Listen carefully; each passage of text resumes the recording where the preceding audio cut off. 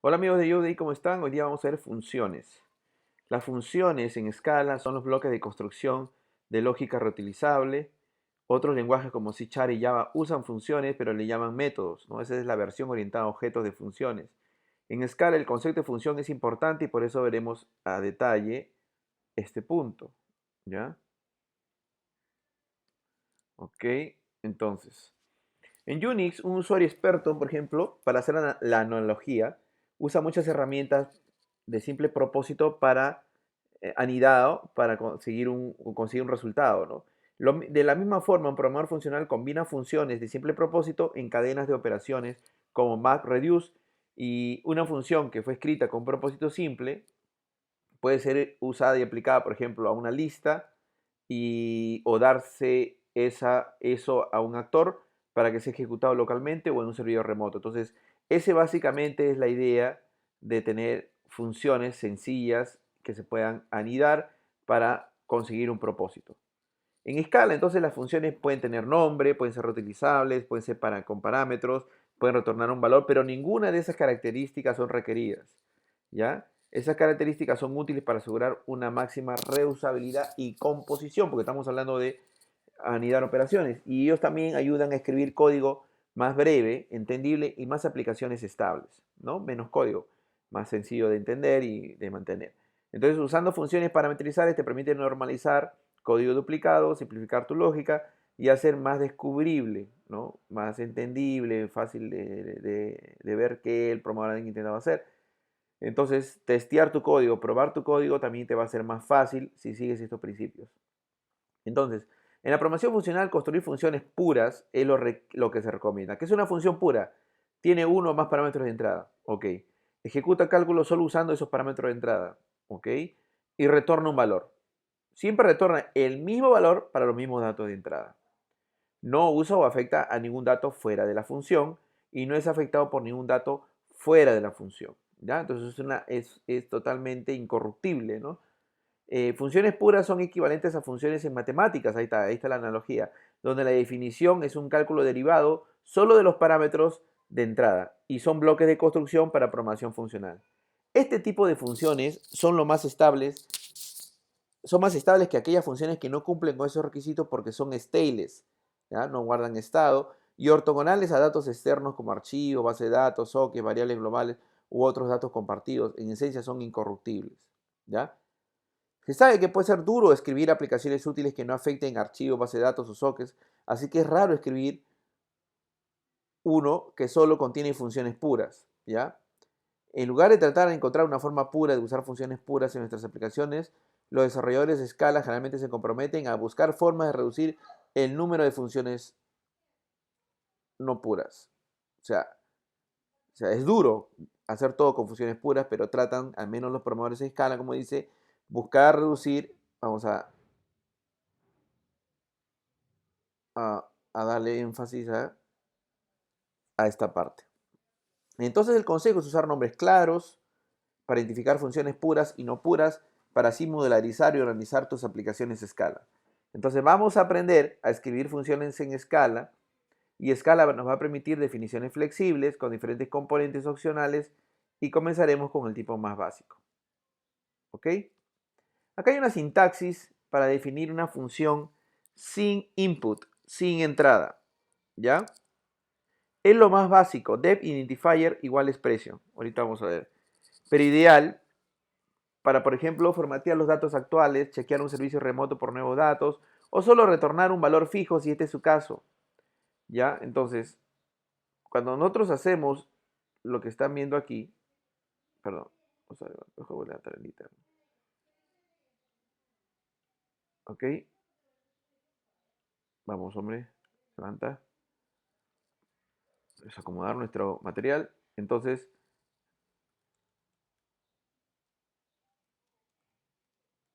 como ven aquí, no, perdón, ¿ok? Ya se ha creado una función. Entonces, cuando yo la llamo, empieza a retornar valores, ¿no? Los tipos de retorno de funciones, valores y variables están presentes aun si no están definidos, ¿no? Ya vamos a ver.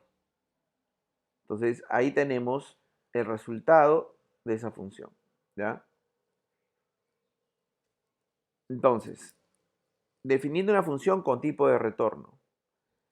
Aquí ya tenemos algo especial, que hay un tipo. Y la diferencia con el anterior, que acá no había type, ahora sí hay type aquí. Esta función es también parecida a la anterior, pero demuestra el dos puntos y el tipo. Aquí la función hide con un tipo explícito para mejorar la lectura, ¿no? O sea, vamos a hacerla de repente con un tipo para que sea más fácil la lectura, pero igual están haciendo lo mismo, ¿no? Entonces, vamos a ver la definición de función completa. Entonces, hemos visto primero sin entrada y con entrada. La definición de función completa sería, pueden venir los identificadores con sus tipos como parámetros, después viene el tipo de la función y después viene la expresión. ¿Ya? Entonces vamos a crear una función que ejecuta una operación matemática para que vean la demostración. Multiplier, ¿no? Recibe un entero, dos enteros, va a retornar un entero y la expresión es x por y. ¿Ok? Algo sencillo para entender primero, ¿no es cierto? Entonces se crea la función y yo ya puedo llamarla. ¿Ah? A ver, 5, 6 y retorno el resultado que ya está en la variable res2. ¿No? Entonces, seguimos avanzando. Vamos viendo que el cuerpo de estas funciones consiste esencialmente de expresiones o bloques de expresión, donde la línea final será el valor de retorno de la expresión. ¿Ya? Eso es muy importante. Claro está, hay veces que tú necesitas salir y retornar un valor antes de llegar al final de la función. Tú puedes usar el keyword return. ¿Ya? Vamos a darle énfasis. ¿Ya? Eso lo decides tú, si quieres salir antes. Para especificar un valor de retorno explícito y salir de la función. ¿Ok?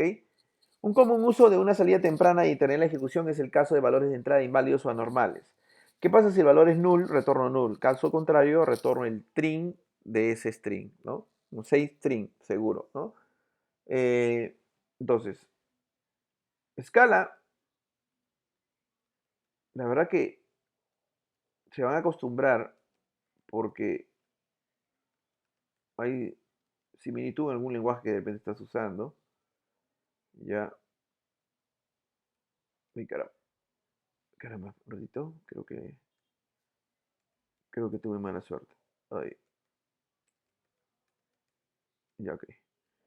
Def 6 string, ya, definimos el tipo que va a retornar, y aquí la expresión, ¿no? Vamos a hacerlo así. Si S es null, retorno null. Si no, será el string, ¿no? Y finalmente cierro mi función. Entonces, cuando yo llame a save string y le pase, no sé, pues un José, ¿no? De esta manera, me va a devolver siempre, pero sin espacios. Ok, entonces, si nosotros continuamos, vamos a encontrar que también tenemos procedures. ¿Qué es un procedure? Es una función que no tiene un valor de retorno.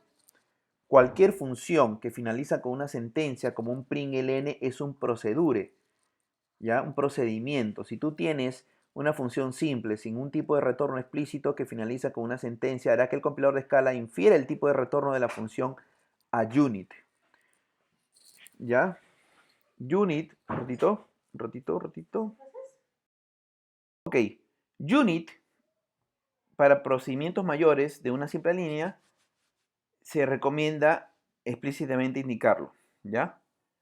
Para indicar al lector que no hay tipo de retorno. Unit es como el void de Java, ¿ya?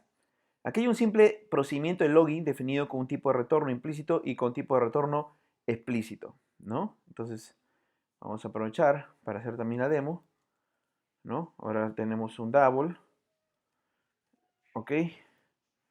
Y vamos a imprimir formateado este tema, obtener valor con dos decimales, ¿ok? Y ya tenemos, como ustedes ven, unit es el tipo que se entiende porque ve que no hay tipo de retorno, ¿no? Y vamos a llamarlo y obtenemos ese valor, ¿ok? Vamos a ver aquí, creo que repetido el valor, ¿ok? Entonces, una alternativa pero casi deprecada es ver el procedure sin el tipo de retorno unit y sin un igual antes del cuerpo del procedure. Con este ejemplo el método log será escrito de esta manera, ¿ya? Pero es casi deprecado, así que seguimos mejor con lo que se permite entender y leer mejor el código. Hay funciones con paréntesis vacíos, ¿ya? Cuando es sin parámetros, obviamente, puedes llamarlo así, sin parámetros, ¿no? Porque te das cuenta que no hay no hay tipo de retorno, ¿ok? Uy, perdón, se me fue la T mayúscula. Y llamamos al H3, perdón, así al H3 y OK, ¿no? Entonces, ese es con parámetros vacíos, paréntesis vacíos, perdón. Tenemos una nota importante. La reversa o lo viceversa no funciona. Scala no permite que en una función que fue definida sin paréntesis sea invocado con ellos. Interesante. Esta regla evita la confusión de invocar una función sin paréntesis versus invocar el valor de retorno de una función como función. ¿Ya? La recomendación es funciones que generan efectos externos como modificar datos fuera de su scope deberían usar paréntesis. Ejemplo, una función que escriba mensaje en la consola debería ser definida con paréntesis vacíos. Debería ser una nota nada más. Cuando invocas una función usando un simple parámetro, puedes escoger usar un bloque y enviar el parámetro, ¿ya? Por ejemplo, acá dice formatear euro, ¿no? Recibe un double y nos devuelve un string formateado, ¿no? Entonces, esa es la forma tradicional, ¿no? Vamos a trabajarlo aquí. Ok. Vamos a formatear. Vamos a poner el símbolo. Uy, caramba. Bueno, por ahora dólar, ¿ya? Y vamos a ponerle que el parámetro que nos llega, pero acá va a haber el problema, vamos por una E de euro, ¿ya? Y a meter la variable que recibimos, pero con dos. Entonces, cuando hagamos un format euro, uy, ratito, de 3.4645, entonces vamos a recibir esa cantidad. Ahora, lo que nos dicen es que podríamos, ya que solamente recibe un parámetro, es indicarle la expresión que hace el cálculo, ¿no? Por ejemplo, perdón, val es igual a 1.32, entonces yo podría aplicar a 0. O sea, puedo hacer una expresión completa multiplicado por el rey y multiplicado por 5.32 y le estoy pasando una expresión. Entonces, el resultado de esa expresión se va a evaluar y va a devolver, ¿no? El formato que venga aquí. Entonces, eso también se puede hacer. Entonces, hasta ahí hemos visto un tema de funciones. Ahora tenemos funciones recursivas.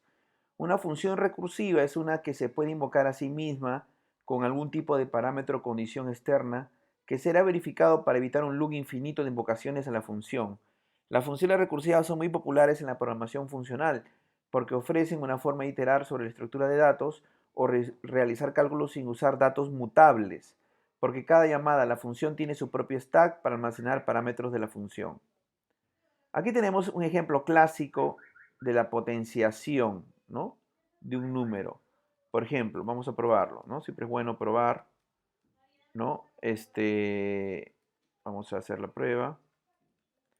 Y vamos a hacer un tipo long, ¿ok? Y si n es mayor o igual, perdón, un ratito. Si n, ay caramba, ¿qué pasó?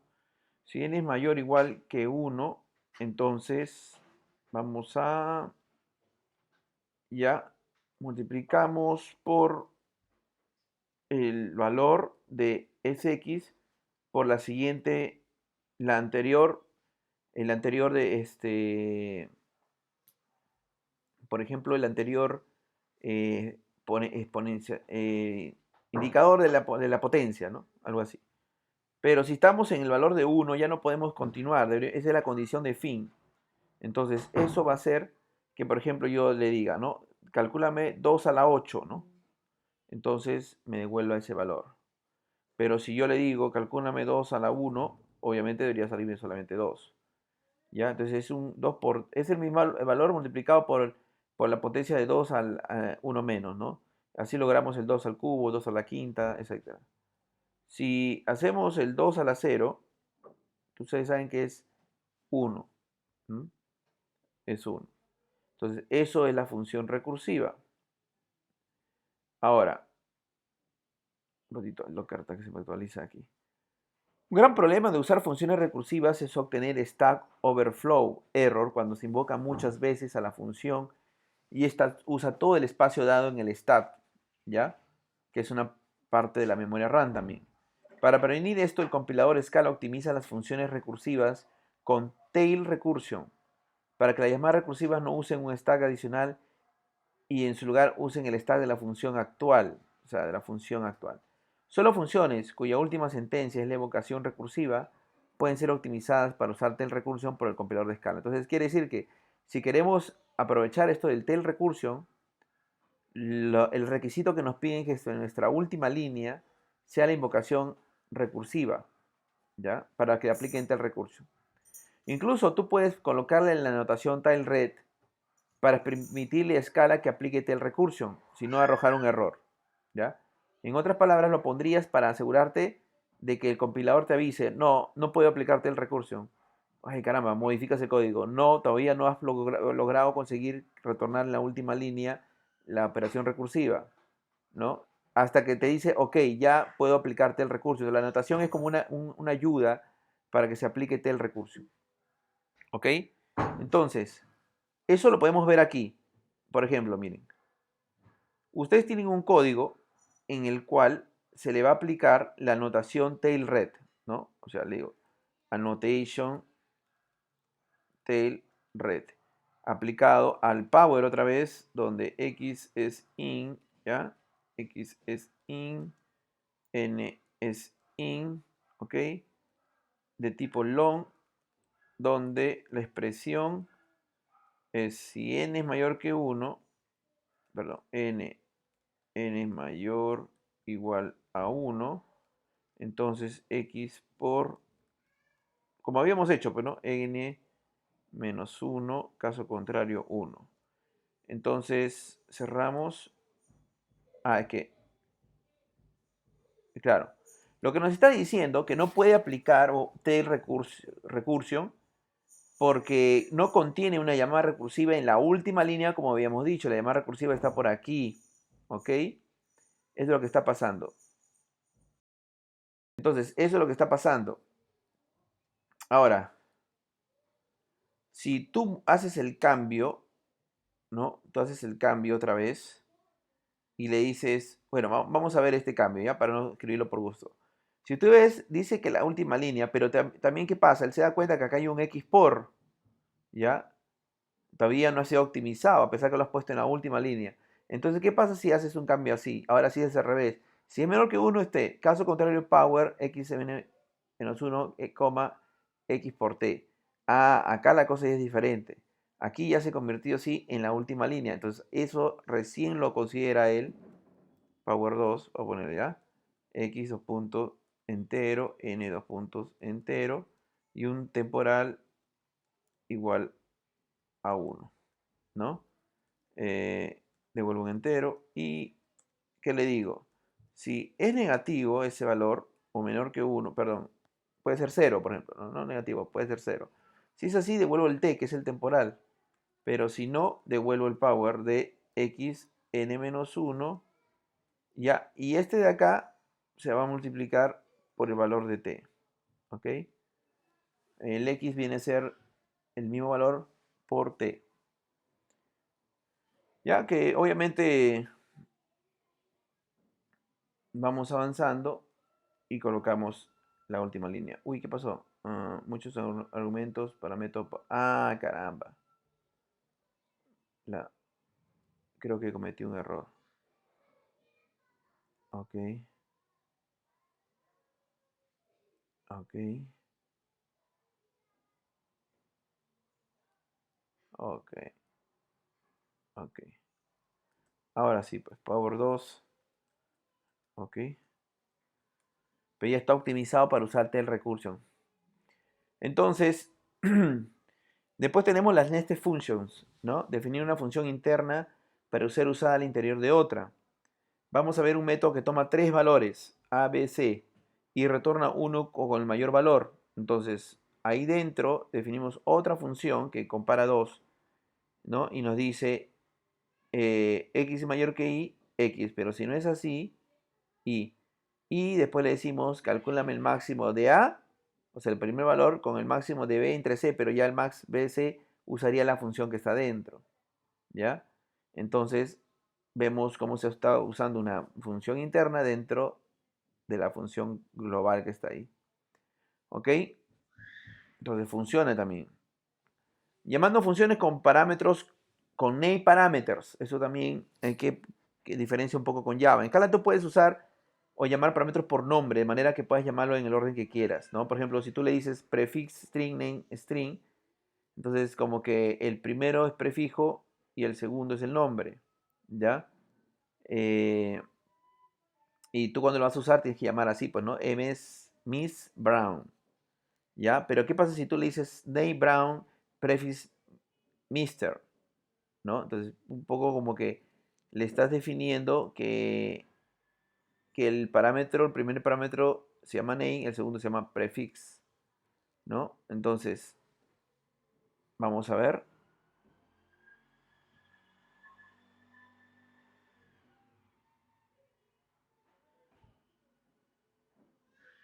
Un ratito.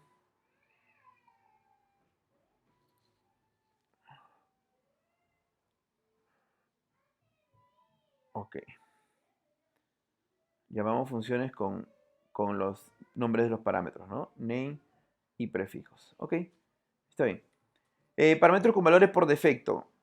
Acá la diferencia es que acá colocas el identificador del tipo, pero acá mismo ya le asignas un valor por defecto. Por ejemplo, dices, el prefijo va a ser cadena vacía, este no tiene valor por defecto, ¿no?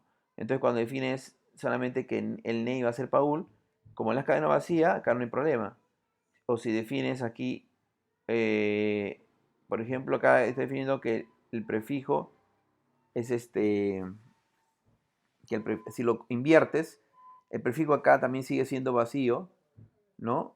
Y cuando llamas de esta manera, por ejemplo, hola, ¿ya? Solamente va a salir pues hola, pues porque el prefijo es vacío. Bueno, es una condición interesante que te permite, a diferencia de Java, pasar el valor por defecto en la declaración de los parámetros. Aquí también tenemos los var arguments, ¿no? Por ejemplo, acá le dice, yo voy a tener una colección de enteros, ¿no? Varios enteros.